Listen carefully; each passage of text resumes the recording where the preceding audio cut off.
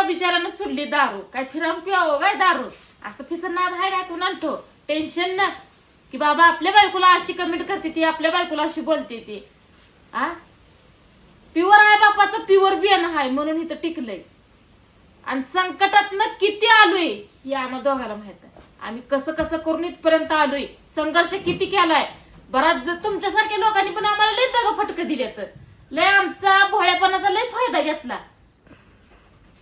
एक कसं आहे बरं का, एक माणूस चुकी करायचा आणि दुसरे आपल्याला सपोर्ट करायचे. तर आज ते आपण व्हिडिओ टाकल्यामुळे ज्या ताईंकडे ज्या दादांकडे आपला नंबर होता त्या ताई दादा म्हणायला लागले सकाळपासून डायरेक्ट कॉल करून म्हणते लक्ष 10 ते एखादा तसला असतो. लक्ष ते काय म्हणते की आडी तांबा नासका असतो, तसल्यावर तुम्ही ध्यान देऊ नका, तुमचं आहे ती काम चालू द्या. आम्ही तर आमचं काम चालूच ठेवणार आहे दादानो ताईनो. पण कसं आहे बरं का, असं कमेंट करणं ही चुकीच आहे, मनाला लागतंय. लक्ष द्यायचं नाही, आपलं काम आपण चालू ठेवायचं, बोलणाऱ्याला तसंच बोलत राहावं म्हणायचं. काय कारण की ती बोलते ती मग आपण खचतोय. आपलं जे काय काम आहे ते आपण बंद करतोय, लगेच म्हणतोय बाबा नको, आपल्याला लोक नावं ठेवते ती. आणि कसं असतं माहितीये का, जोपर्यंत लोक नावं ठेवत नाही ना तोपर्यंत आपले काय म्हणते ती की प्रगती पण होत नाही. जोपर्यंत आपल्याला नावं ठेवत नाही ती, जोपर्यंत आपली निंदा करत नाही ती, जोपर्यंत आपल्याला वाईट वांगळ बोलत नाही ती, तोपर्यंत आपली प्रगती सुद्धा होत नाही. असते बोलणारी असते ती, त्यांना आपली प्रगती असू किंवा आपलं चांगलं असू किंवा आपलं वागणं चांगलं असू हे पटत नसेल. आजकाल कसं झालंय, चांगलं राहिलेलं पण पटत नाही माणसासनी, वाईट राहिलेलं पण पटत नाही. माणसाने राहावं तर कसं अहो आपण तर माणूस आहे, देवाची चुका काढायला लागली ती.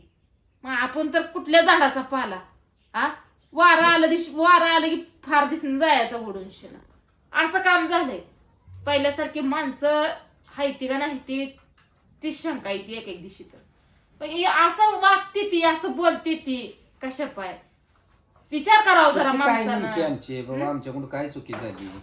जरी आम्ही गेलो तर आमच्या कामानिमित्त जातोय आणि आम्ही जाताना सगळे आमच्या लेकरा बाळांचं नियोजन करून जातोय बाबा, त्यांना स्वयंपाक वगैरे बनवून. आणि त्यांना फिरायला न्यायला त्यांची शाळा आहे आणि आम्ही कुठे फिरायला गेलो नाही किंवा आमचं काय म्हणते जीवनाचा आनंद घेण्यासाठी पण आम्ही गेलो नाही. आमचे काहीतरी काम आहे ते, आमच्या काहीतरी गरजा आहेत त्या, आमच्या काहीतरी अडचणी आहेत त्या, त्यामुळे आम्हाला घर सोडून जावं लागतंय. आणि जर सकाळचं गेलो तर आम्ही दुपारपर्यंत किंवा संध्याकाळपर्यंत महागारी घरी येतोय, का तर आमची चर्चित राबा येते, गुरंढोरं आमची येलेली येते, त्यामुळं आम्हाला दाराच्या टायमिंगला घरी हजर राहावं लागतंय. जे करतं त्यालाच माहित आहे बाबा ह्यातनं कसं जावं लागतं कसं नाही. ज्याला ऐकतं मिळतं ना ते काय पण बोलतं, ऐकतं खातं ऐकतं ठेवलेलं असतं साठवून शिना, ते कसं पण बोलतं. त्याला सुमार आकार वाकार काहीच नसतंय. चूक बरोबर माणूस बघत नाही, डायरेक्ट बोलून जातो. पण त्या बोलण्याचा किंवा त्यांच्या त्या कमेंटचा किती त्रास होतो दुसऱ्याला ह्याचा विचार ती कधीच करत नाही. पण मला कुणाला नावं ठेवायचं नाही, पण मला एकच म्हणायचं आहे, आज आपण आपल्याला बोललं तर एवढं वाईट वाटतंय, जर आपण दुसऱ्याला बोलल्यावर त्याला पण मन आहे, त्याला पण वाईट वाटतच असेल का नाही. अहो प्रत्येकाच्या जीवनात सुख दुःख आहे. आज तुमच्या एका तेवढ्या शब्दाने आमच्या 2 दिवस झालं विचार करते मला माझ्याकडून काय चुकलं, मी कधी असं तिला बोलले नाही, कधी सांगितलं, आणि सांगितलं तर हक्कानं सांगितलंय.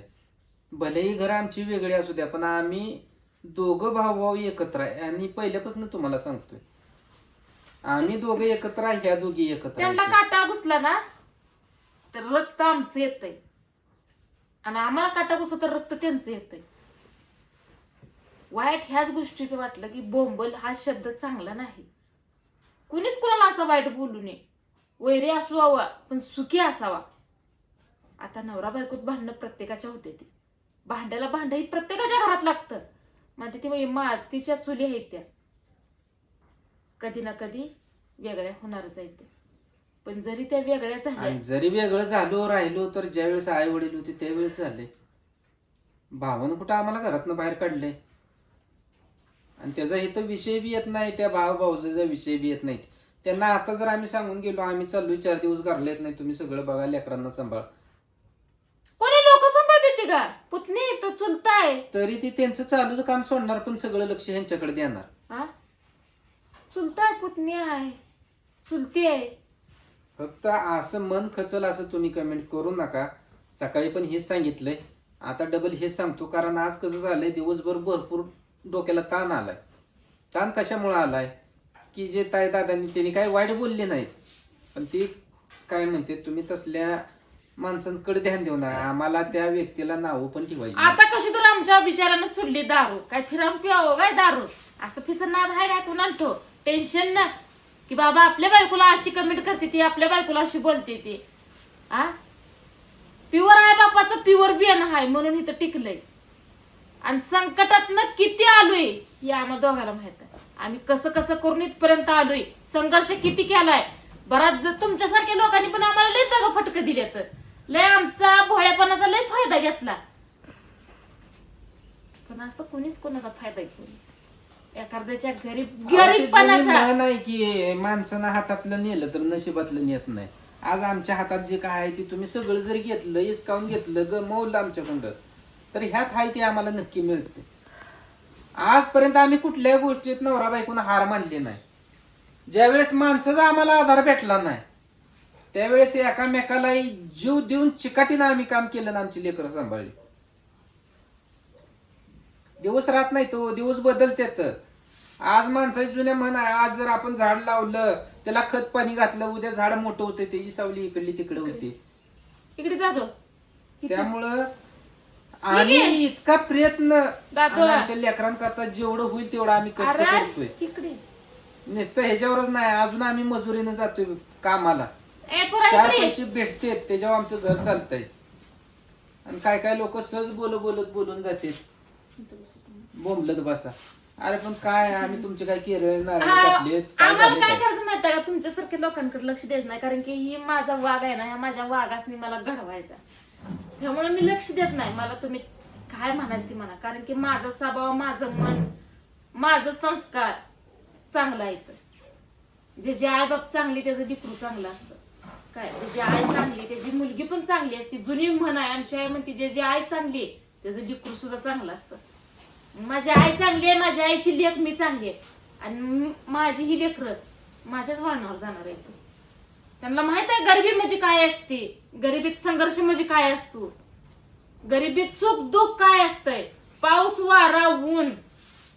हो आता कसं आहे, सगळं ऋतू सारखं नाही, तशी सगळी माणसं पण सारखी नाही, ती काय ना काय बदल राहणारच आहे.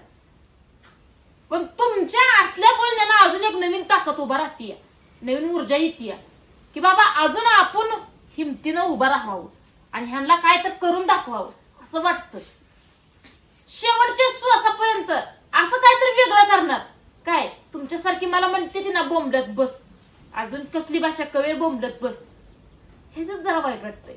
आणि ज्यावेळेस माझं खरंच चांगलं होईल ना, त्यावेळेस जी मला बोंबलत बस घालली ती परमेश्वरानं खरं त्यांना बोंबलत बसायला हवं. लोकाला आखरीत बोलू नका, लोकाचा तळतळाट, आणि एका आईचा तळतळाट तर राहिल्याशिवाय लागल्याशिवाय राहत नाही बरं का. काय दुसऱ्याचं नाही लागणार, पण एका आईचा तळतळाट मात्र नक्की लागणार. कारण की ती वरून बोलत नसती, तिचा आतून आत्मा बोलतो, भडकतो. आपल्याला अशी बोलणाऱ्यांची तोंड कवा बंद होते ती भगवंता.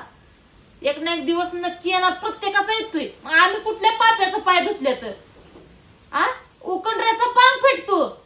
आम्ही तर माणूस आहे, देवाला संकट आलते, आपण तर माणूस आहे. रामाला वनवासाला जावं लागलं, देव असून शिना आपण कुठल्या झाडाचा पाला. संघर्ष ही प्रत्येकाच्या जीवनात प्रत्येकाला करावा लागतोय. फक्त अशी जी बोलणारी असते ती ना माकड तोंडी, त्यांचं तोंड बंद करण्याकरता काय तर नवीन आपल्याला करावं लागतं. आणि नवीन तुमच्यासाठी लवकरच काय तर वेगळं घेऊन येणार आहे. आज तुम्ही जी म्हणता ना बोंबलत बस, त्यांच्याकरता